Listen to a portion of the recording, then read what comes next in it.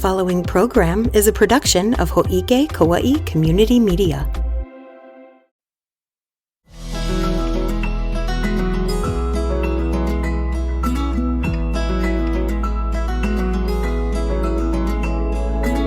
Kauaʻi Voices presents Workers' Rights, the Hanapepe and Hilo Massacres. Hello folks, my name is Raymond Catania. I belong to the Hawaii Workers Center as a representative for the center on Kauaʻi, and I primarily deal with labor issues, workers' rights, and the history of unionism in Hawaii. And I am going to be giving a presentation today on two labor battles in Hawaii where workers tried to form unions because with unions, workers have better wages, better working conditions, medical, and a lot of benefits so that they can support themselves and their families. So there's two labor struggles that I'm going to be talking about.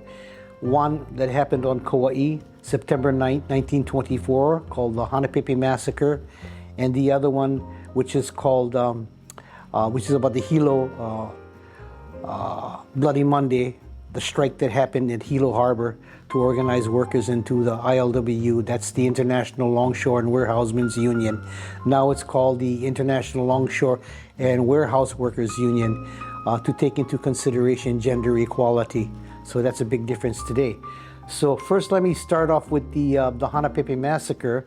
The Hanapepe Massacre happened during the early part of I would say the mid-20s.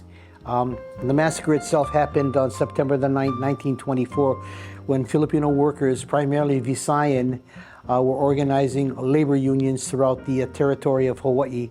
And back on September 9th, 1924, there were a number of workers that got shot and killed by the sheriffs connected with the plantations, the sugar plantations. The workers at that time, mostly on the plantations, were Japanese and Filipinos. And they were separated according to race, living in different camps and at times working in different groups so that they wouldn't be getting together to organize. And the Filipino workers were the lowest paid. They were lowest paid. They had the worst conditions. They had the worst medical care. They didn't have basically any rights at all. So they had turned to organizing and getting themselves together. And their leader at that time, his name was Pablo Manlapit. Pablo Manlapit before the strike was a self-educated worker. He came to Hawaii as a plantation worker, but he worked himself up and eventually got out and got himself educated to become a lawyer. And he began to lead the workers. And what he began was the higher wage movement, where they were asking for better wages. Instead of getting paid just $1.25 a day, they wanted to get at least $1.50 an hour. And they wanted to cut down their working hours from 10 to 12 hours a day to 8 hours a day. And they wanted medical care. And they wanted to be able to bring their wives over and marry. And they wanted to do a lot of things that people do today. But the plantation bosses didn't want that to happen because what they wanted was cheap labor, working their butts off to make them profits on the sugar plantations. Most of the workers came from the poorest area in the Philippines, where they were uneducated, where they didn't know how to read and write. They didn't even know how to read and write their own Filipino language, but they could work, and they could work hard. Like my grandfather came to Kauaʻi on April the 8th, 1919, and he was employed at the Kauaʻi Sugar Company, and he eventually left because the work was hard. But he's Ilocano, and he wasn't involved in that strike. But this strike mostly involved the Visayan workers. The workers have different, from the Philippines, have different ethnicities. Like some are from the Visayan-speaking provinces. Some are from the Ilocano-speaking provinces. The national language for the Philippines today is Tagalog, but at that time, the workers didn't speak Tagalog. They spoke their own languages where they were from, and so it was difficult for them to organize.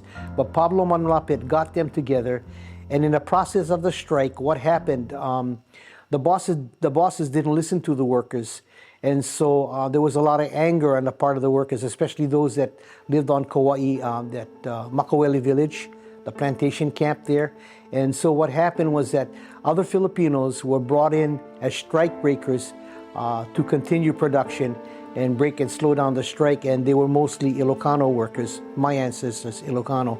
And so what happened was that a couple of Ilocano workers were taken hostage, I should say, by the Visayan workers, and they were kept over at their camp. And so the plantation bosses, along with the police that they had hired from the community, decided to go there and get those workers freed. And the workers took those strike breakers hostage as a bargaining tool, because they wanted their demands to be listened to. But the plantation bosses used that as an excuse to come in and break up their strike. And so what happened was that violence happened. This is in Hanapepe, where that park is. I guess one section of it is where they were having the strike, and some of the police were up on a hill, and they fired at them, you know. And so what happened in the process, when the smoke cleared, 16 workers lay dead, and 4 policemen were killed. Now, the workers had guns, but they couldn't purchase bullets, so what they used were their knives, the machete knives. And in the process, one of the police officers got killed. And so what happened was that they were buried in Hanapepe near the veterans mortuary. So it's right above the veterans mortuary where they were buried, but a lot of people didn't know where they were buried. And the plantation bosses at that time really came down hard on the workers, so it was very difficult for them to spread the word why they struck. And they were made to feel ashamed. Them and their families were made to feel ashamed that they had done the wrong thing. And it wasn't very much talked about outside of Kauaʻi. And some news came out in the Honolulu papers, and a lot of the workers were deported back to the Philippines. Pablo Manlapit, who wasn't even there, even though he was the leader of the strike, he was later deported, but he eventually came back to Hawaii to organize the higher wage movement again. But what happened was that the workers' movement for unionization was pretty much smashed, you know, and they used weapons. And what they had done was that they had hired a bunch of local Hawaiian sharpshooters who were hunters, and they were the ones that were doing the shooting, you know. And when the whole thing had cleared, like I said, 17 people lay dead, 16 of them strikers, 1 policeman. Out of the 16 Filipinos, 1 was Ilocano, and the rest were Visayan, and the Ilocano worker was from the Big Island. And when they were shot in the head, or the back of the head, or in the heart. So it was shoot to kill, you know. And so because they were being labeled as a bunch of never-do-wells and troublemakers, and the stereotypes lasted that Filipinos like to cut up people with knives, they love to gamble, they love to play pool, they love to steal each other's wives and girlfriends. So a lot of the rumors came out from these kinds of days. But eventually, over time, people realized that it was a bunch of rumors. So some of it still sticks around today. But anyway, that was a very important strike, and it laid the foundation for unionism in Hawaii, especially on Kauaʻi.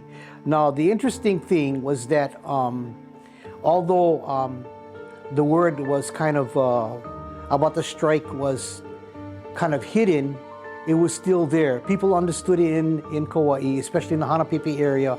It's called the Battle of Hanapepe. But the word spread in the union movement in Hawaii, especially among the organizers of the ILWU.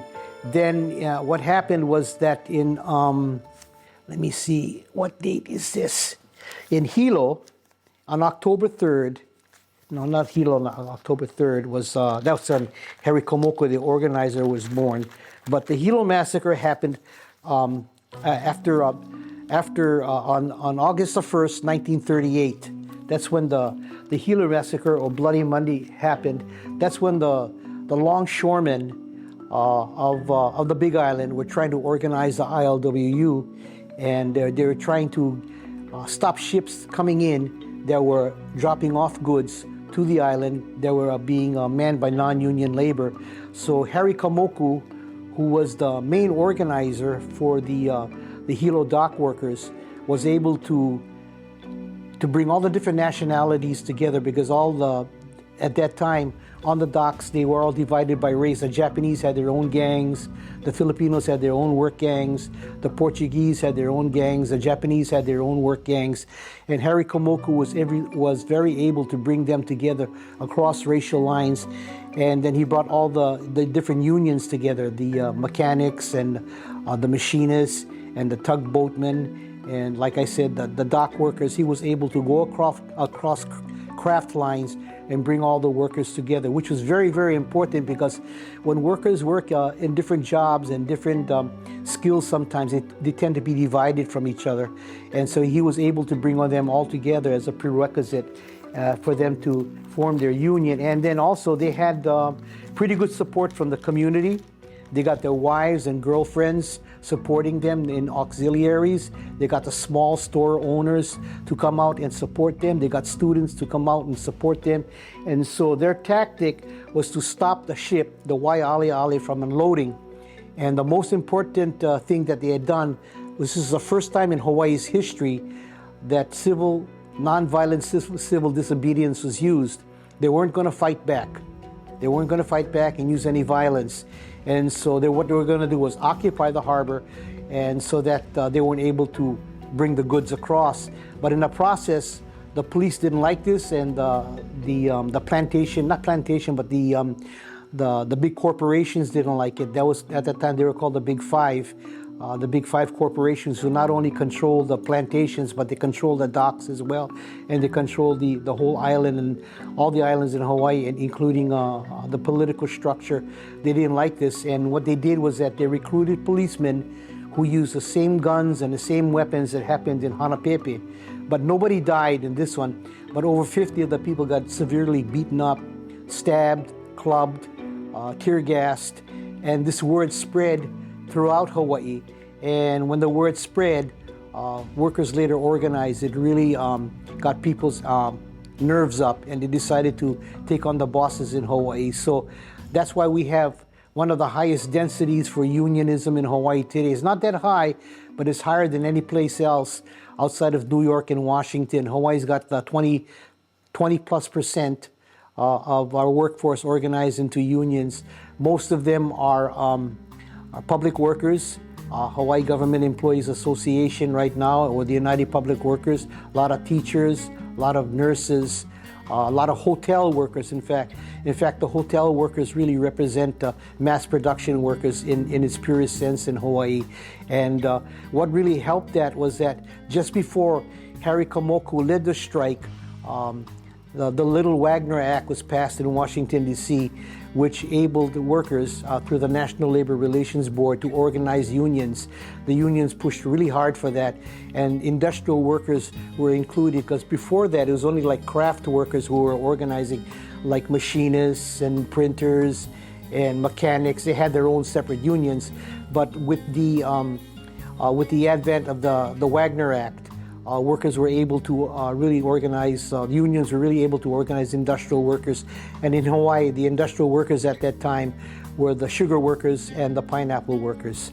And so that was a big deal, and that kind of lays the foundation for Hawaii today. In fact, we have a pretty multiracial society with a lot of intermarriages here, and that happened because the unions were able to bring all the nationalities together.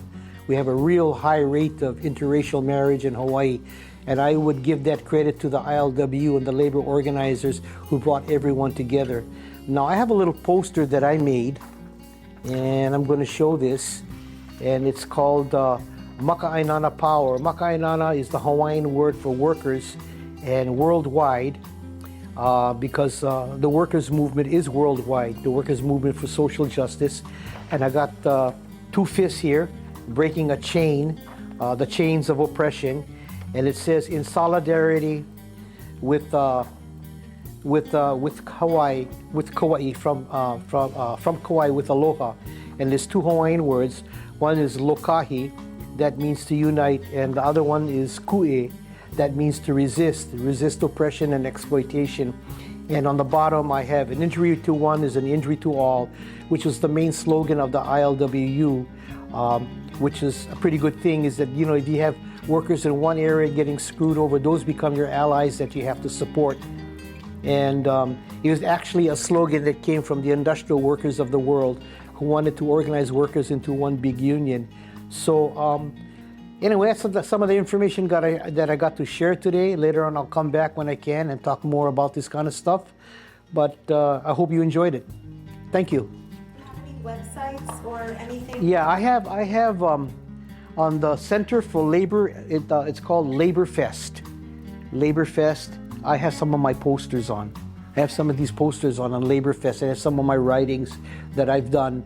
I've written about a lot, and I've done a lot of these posters. And I have it at the Center for Labor Education and Research. I have some of these posters, and I have it online, Labor Fest in Hawaii, where some of my writings can be found. Okay, I have been a member of the Graphic Arts International Union. That's why I know how to print. Yeah, I learned graphics and propaganda. You know, and I was a member of the Printing Pressmen's Union. I was a member of Local 5, the Hotel Workers Union, for a little while. You know, and I was a member of the United Public Workers, and I was also a member of Hawaii Government Employees Association. Those are the unions that I've been involved in. I'm a retired member of the HGA, Hawaii Government Employees Association, in good standing, believe it or not, you know. But I make my opinions known, you know, even though it's too far on the left for some of these guys to accept, you know. And I was a strong Bernie Sanders supporter because of his, I loved him because of his openness in supporting workers and not being ashamed to talk about socialism, which I'm not. So I'm willing to talk to all working people who wanna get a history. You know, I've done it, and I've also spoken in front of other union conventions and stuff. And I connected the Hawaiian sovereignty movement to the labor movement as well, because back in 1971, I was arrested with 32 other local people stopping the eviction of Hawaiians and farmers from Kalama Valley. And that was the predecessor to the sovereignty movement in Hawaii. That's when we first talked about independence of Hawaii from the United States. You know how old I was? Yeah, 21? Yeah, 21 back then. And I'm 74, so I'm still around, yeah. And I just want to share as much information as I can on the class struggle between the haves and the have-nots. You know, I got this picture right here of the small fish chasing the bigger fish, yeah? You know, they're uniting, and usually the big fish go around eating all the small fish. This time they got organized and they're going after the big fish. That's with my t-shirt from the Hawaii Workers Center. Anyway, thanks for giving me this opportunity. Ho'ike's president and CEO is Allegra Gaines. Administrative assistant, Leiko Someda. Production and education services by Roger Olson. Production and IT services by Max Richardson. With news and events producer, Tricia Allen. Ho'ike's board of directors include Chair Adam Reversi, Vice Chair Lexi Jones, Secretary Nathaniel Evslin, and Treasurer Jackie Kina. Additional directors on the board, Leah Iwohi, Lori Barrett, Rod Green, Teak Rubiano, and Taylor Young.